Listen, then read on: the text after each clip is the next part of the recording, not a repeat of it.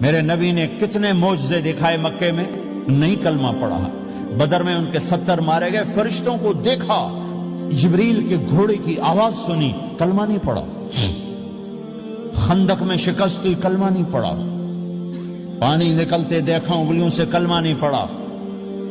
ایک بکرے کا ایک بازو پکایا، ایک بازو بکرے کا، ایک اگلا جو بازو ہوتا، اور 40 آدمیوں نے کھانا کھایا اور ایک بوٹی کم نہیں ہوئی، ایک بوٹی کم نہیں ہوئی، کلمہ نہیں پڑھا۔ لیکن جب میرے نبی نے کہا جاؤ معاف کیا تو سارے ہی کلمہ پڑھ گئے کہ واقعہ یہ اخلاق نبی کے ہو سکتے۔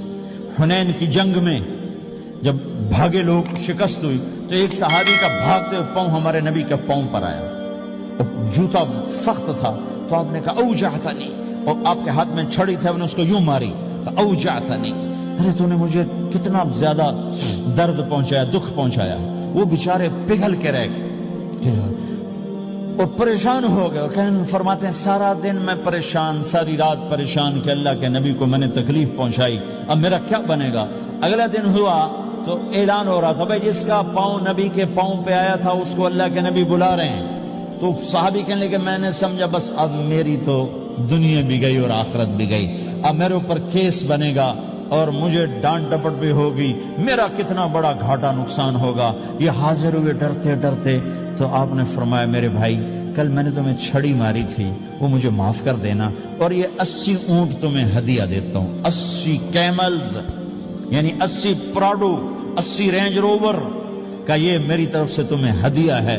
وہ حیران پریشان، یہ میرے نبی کے اخلاق ہیں، یہ میرے نبی کے اخلاق ہیں۔ کانٹے بچھانے والی نے 4 دن آنا چھوڑ دیا، بیمار ہو گئی تھی، تو آپ نے کہا کیا بات ہے، وہ ہمارے راستے میں اب کانٹے کوئی نہیں ہیں؟ کہا یہ وہ بیمار پڑی ہے جو کانٹے بچھاتے تھے۔ تو آپ اس کے گھر چلے گئے، ماں جی خیریت تو ہے، آپ ٹھیک تو ہیں؟ کہا بیٹا مجھے کلمہ پڑھا دے، بس تیرے اخلاق نے مجھے فتح کر لیا ہے۔ میرے بھائیوں یہ چیپٹر بھول چکے ہیں، بھول چکے ہیں، بھول چکے ہیں۔ جب تک یہ چیپٹر زندہ نہیں ہوگا زندگی اسلامی نہیں بنے گی، معاشرہ اسلامی نہیں بنے گا، اور آگے قوموں کے لیے اسلام کا دروازہ نہیں کھلے گا۔